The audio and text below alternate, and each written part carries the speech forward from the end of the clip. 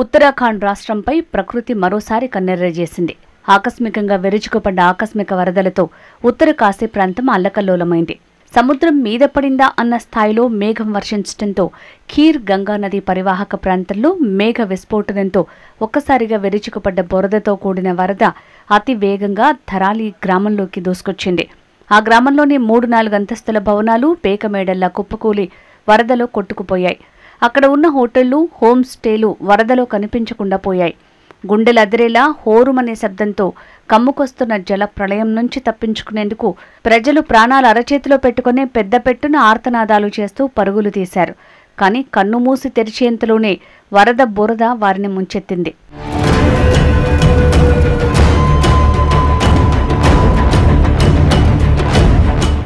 ఆకస్మిక వరద కారణంగా ధరాలి గ్రామం పూర్తిగా నీట మునగడంతో గంగోత్రికి రోడ్డు సంబంధాలు తెగిపోయాయి. 60 నుంచి 70 మంది ఈ వరదల్లో చిక్కుకుపోయారు.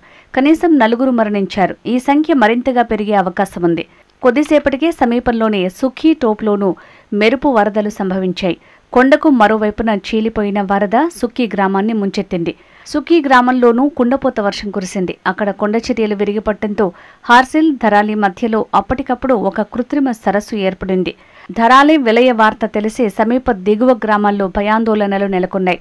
ఈ విపత్తులపై ప్రజలకు ముందస్తు హెచ్చరికలు జారీ కాలేదనే ఆరోపణలు వినిపిస్తున్నాయి.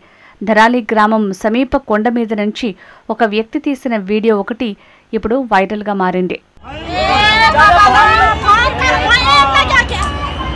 अरे बह गया, ये मेरी माँ छोटे